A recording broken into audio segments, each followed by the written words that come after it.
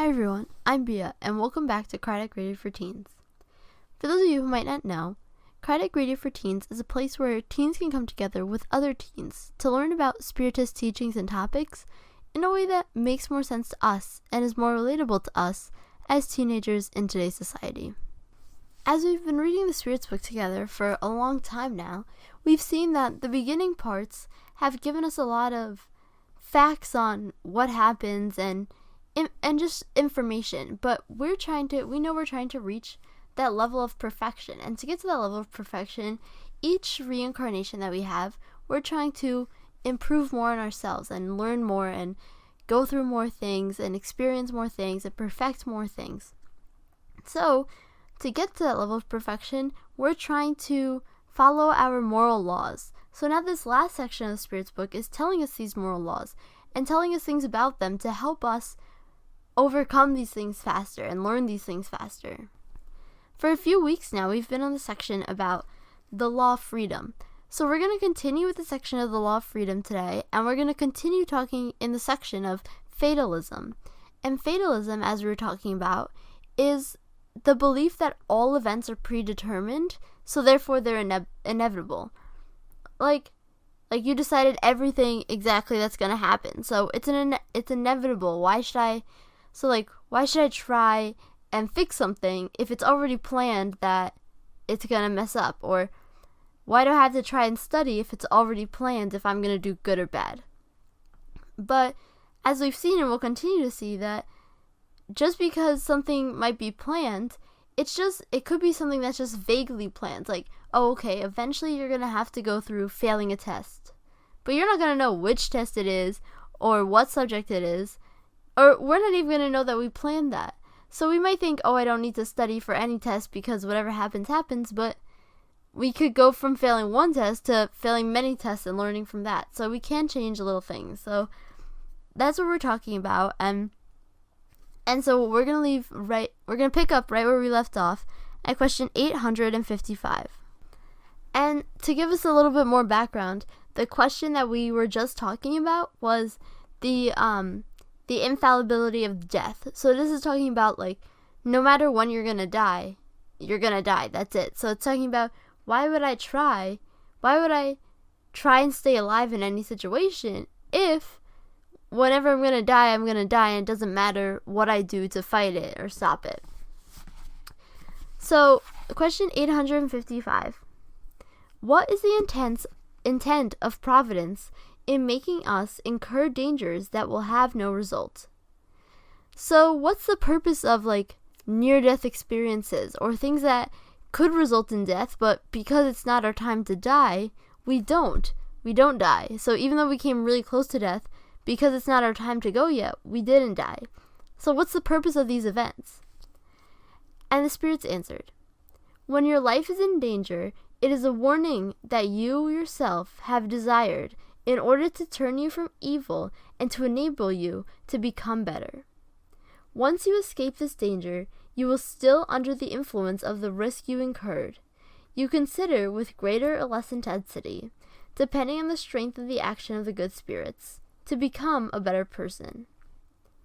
However, once the evil spirits, and there's parentheses, I say evil in reference to the evil that is still in them, return, you think that you can dodge other dangers just as easily, and you allow your passions to be unleashed once more. Through the dangers you incur, God reminds you of your weakness and the fragility of your existence. If we examine the cause and nature of any danger, we will see that in the majority of cases, the consequences are punishments for some wrongdoing committed or a duty neglected. God thus warns you to reflect on and correct your wrongs.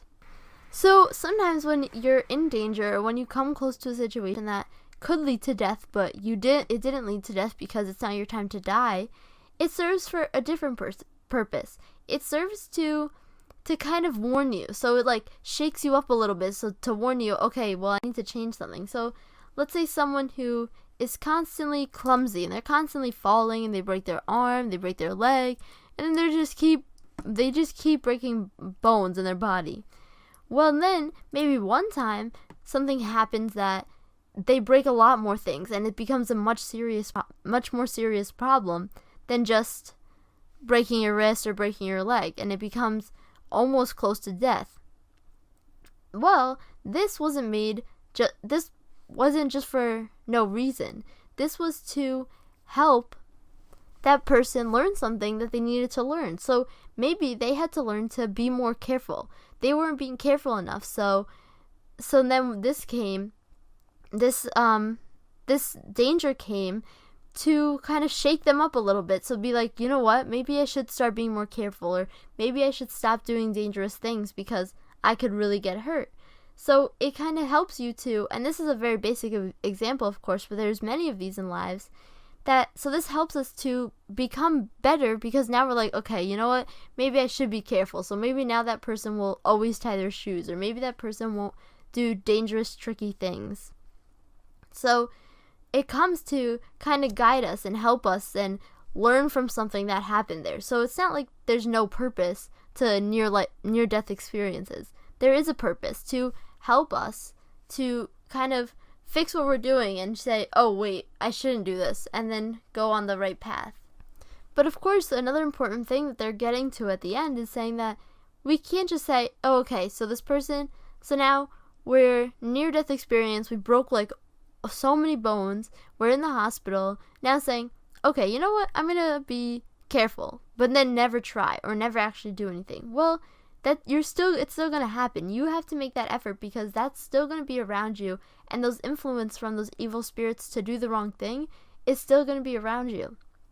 So we have to keep working on that. And so it doesn't mean just because, oh, okay, I learned it, that's it, let me go back to doing whatever I was doing, but this time I'll be a little more careful. No, we need to keep working on that, so we don't go back into the same mistakes that we already made. So when something so serious happens, instead of just saying, oh my god, this is so hard, I don't know what I'm going to do, instead we should look at it and observe what's happening and reflect on it and try and learn something from it. Because the faster we learn something from it, the faster we can move on to something else and not be stuck with that problem. Question 856. Does the spirit know beforehand what kind of death it will suffer? So now that's a simple question. It's saying, okay, so in the spirit world, we plan, okay, I'm only going to live until this old, or the exact day. Like we said, it was the exact day, the exact minute of when you were going to die. But, from this material body, of course.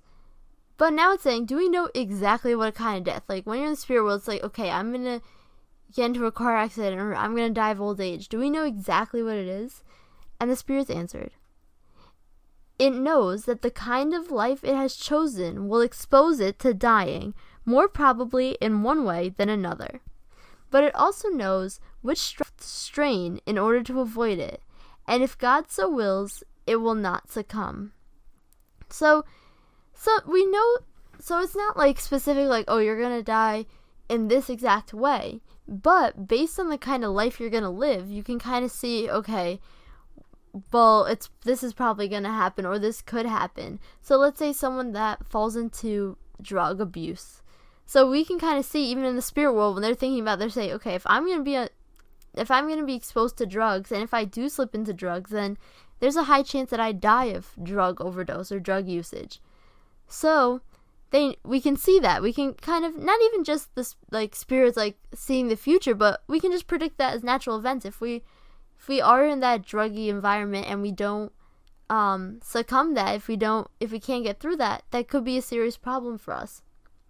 So, but of course, just because, okay, I'm going to go into this drug environment and have all these influences, we can still learn from that, and if we get better, then that won't happen to us. We won't die of that drug overdose in that situation. So there's like some that are kind of obvious, like, okay, this is definitely potential of how you could die. This is definitely potential of what could happen.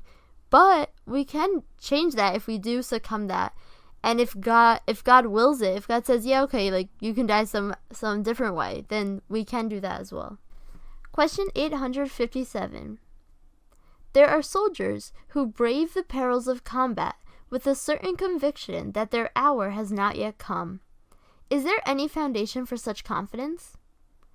So here we're talking about soldiers. So soldiers, when they're in war, they have such confidence that, oh no, it's not my time to die. I'm going to be fine. I'm not going to die. So is there foundation for such confidence? So basically we're asking, is there a real reason that they're so confident that they won't die?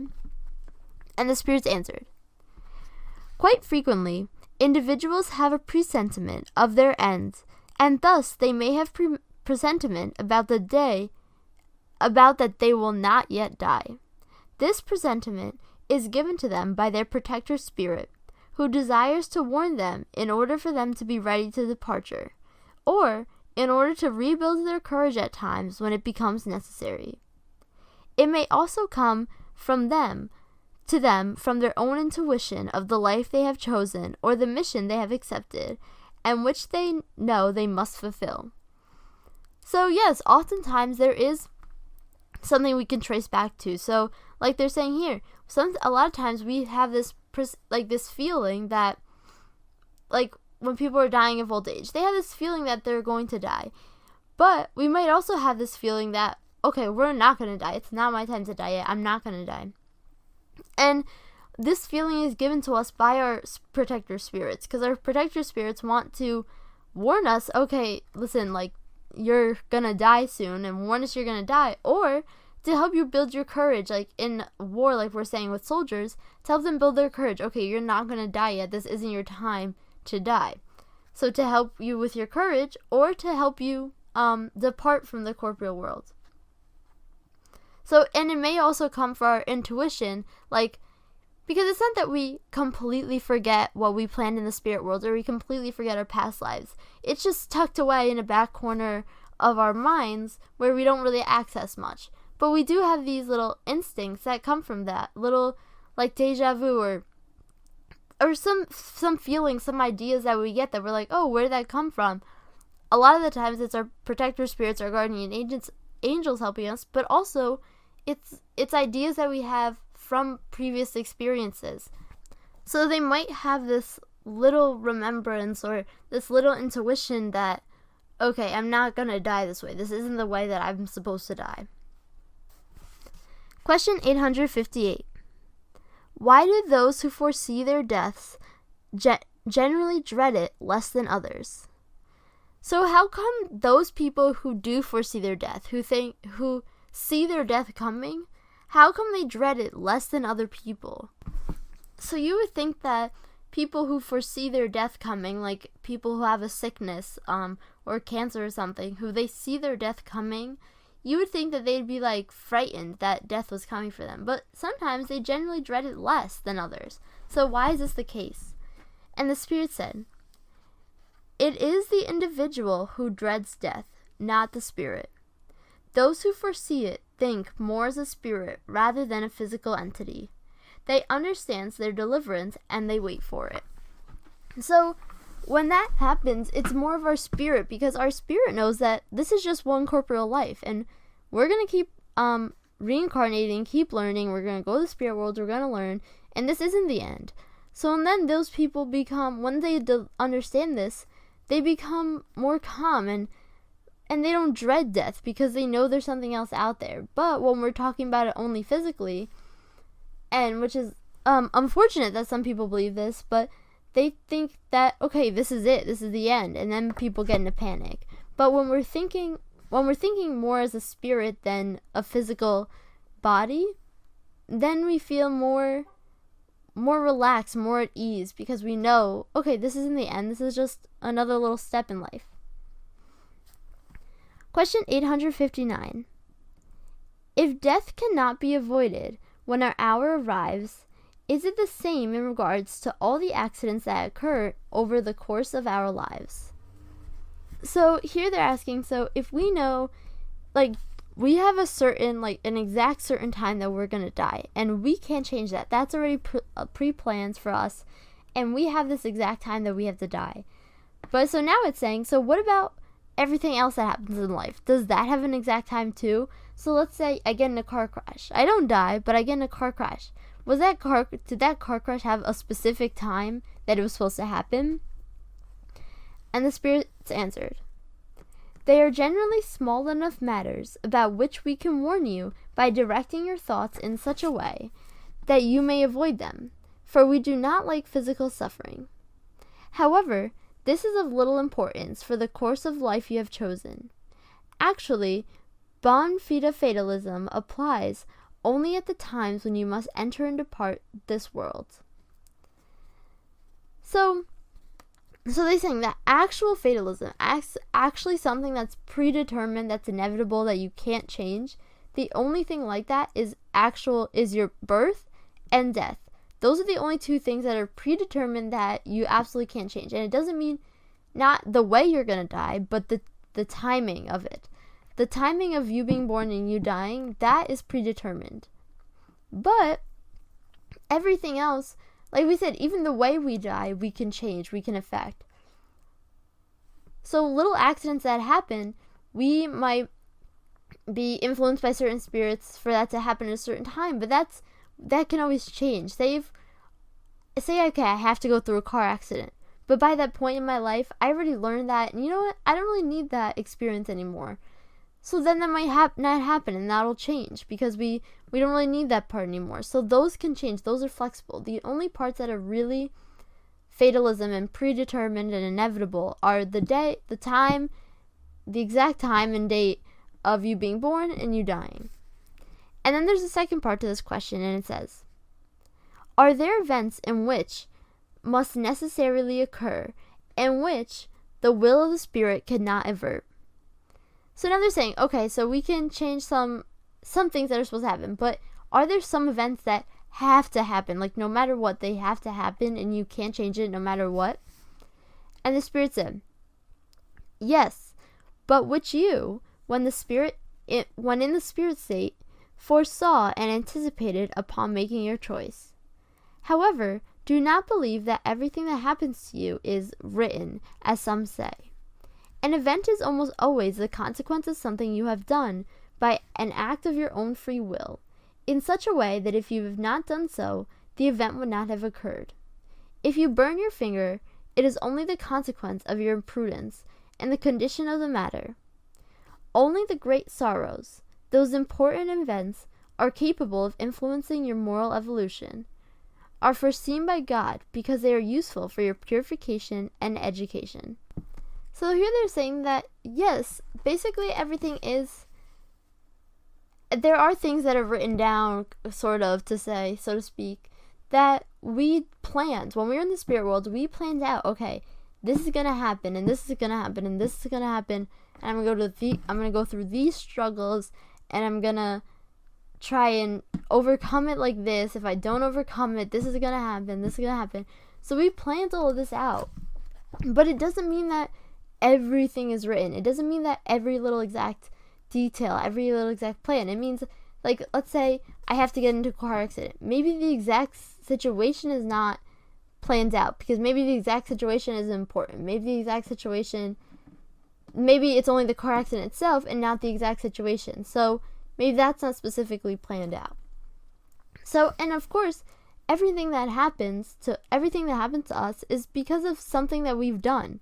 So like they're saying here, if you burn your finger, it's because of something you did, and maybe you did something wrong in this life, and I'm sure we all have done something wrong in this life. So if we've done something wrong in this life, then maybe this new trial or this new test or expiation will come so we can make up for that mistake that we made already in this life, which we didn't plan that in the spirit world. So not everything is completely written down for exactly what's going to happen, but there is a basic guideline of, okay, this is going to happen, and this is going to happen, and this is going to happen.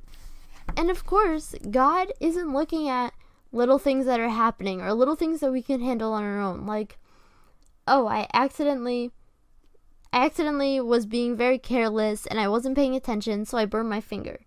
God isn't worrying about that, because that's a little thing that we can overcome and we can learn from. Okay, don't touch the hot stove because I'm going to burn my finger. Those are little things we can learn from. But there's big things that influence our moral evolution, that help us become, go to that purification and get that education that we need to get to perfection. So those things God is foreseeing, and God God has foreseen those things that are going to help you morally evolve and say, okay, you're going to go through this so you can keep evolving and get to this state or that state.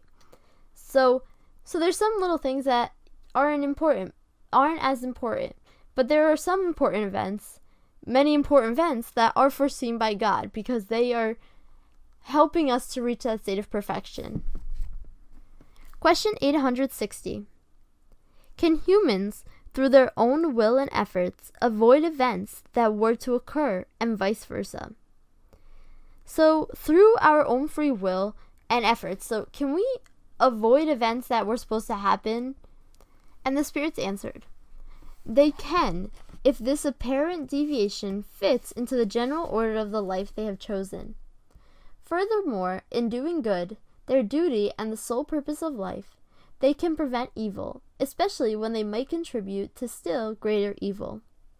So yeah, we can change and avoid events that were supposed to happen to us. So we can change the outcome, especially if we are replacing something evil with something good. If we're doing good and we are like doing well in our trial, doing well in our expiation, if we are doing good and overcoming this evil, then maybe that evil event doesn't have to happen to us anymore because we're already working on that. So, or sometimes we think, or sometimes you can change it, but to a certain extent. So, like we were talking about the car accident, you can change how it's going to happen. You can change if you were just sleepy, or if you were drinking behind the wheel, or many other cases. So you can change how that goes, but maybe that event is still very important, so that event still has to happen.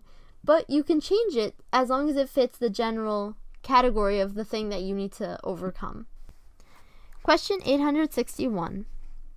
Upon choosing their existence, do those who commit a murder know at the time that they would become murderers? So sometimes it's easy for us to say, okay, you know what, I'm going to have to go to this school so I can be with this people, so I can learn this and that. But sometimes it's easy to be like, okay, we're going to go through that event. But what about people who become murderers? Do they know up in the spirit world, like, oh, I'm going to become a murderer so I can learn something? So, because how would they deal with that? How would they deal with becoming a murderer? And the spirits answered, no. They only know that in choosing a life of struggle, they will incur the probability of killing one of their fellow beings, but they do not know if they will actually do so or not. So, important right there. So, they're saying no. So, murderers don't say, oh, okay, I'm going to kill all these people. No. They know that they're going to be in a tough situation where it's going to be very probable for them to kill someone else. And like we were saying with the drugs before, if they're going to be in an environment where it's very likely that you are going to succumb to these drugs, and it's going to depend on how you deal with that. So the spirits don't know if they're actually going to kill someone or not, but they know they will be in a very tough situation where that could happen. And then the spirits continue.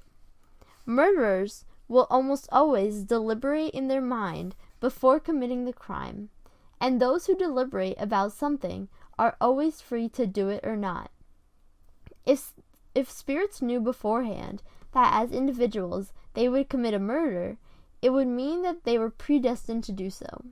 However, you should be very clear about the fact that no one is predestined to commit a crime, and that every crime, like any and every other event, is always the result of violation and free will. Moreover, you always confuse two very distinct things: the material events of existence and the moral acts of life. There is sometimes fatalism. It only applies to material events, where the cause is outside of you and independent of your will. As for the acts of the moral life, they always emanate from the individual him or herself, who therefore always acts from freedom of choice. There is never fatalism in such actions. So there's never fatalism. You're never predetermined to kill someone. But you are going to be in that situation, in that environment. But that is also, like they're saying, your free will. So although you're going to be in the situation, that's not about something that's pre-planned. We know that you're going to be in this rough situation where that could happen, but it's going to be up to your free will to choose the right things and follow the right paths, or maybe not. So that is your free will, and not pre-planned that you are going to murder someone. And it's interesting to see how the Spirits book really does cover so many variety of topics, because some of us would never think to even know about a question like that. But now with that question, we can say, yeah, you know what, that's right, that makes sense, that we have our free will, and God doesn't say, okay, you're going to go and kill all these people. No. So we learn so much about topics that we might not even have thought we had questions on. So next week, we're going to continue talking about the law of freedom, and we're going to finish fatalism and go on to more about talking about the law of freedom and our free will. But before we leave off today, I'd like to read our message from the Daily Book of Positive Quotations by Linda Picone for today's date, July 17th. This one's titled, Trying Again. Big shots are only little shots who keep shooting. Few people simply lead to the top of their profession. Most of them get there incrementally, step by step, experience by experience, and even mistake by mistake. If we give up, we fail for certain. To have even a chance at success, we have to keep reloading and taking aim at our shot. Instead of complaining about how frustrated my failures are and how others seem to have it so much better than me, I will just keep plugging along towards what I want. If at all you guys have any questions, comments, concerns, ideas, anything you want to talk about, feel free to email me at cardiacradioforteens@gmail.com, and I'll get back to you right away. I'm Bia, and this has been Cardiac Radio for Teens. Thank you all for listening. This has been Cardiac Radio for Teens. Thank you all for listening.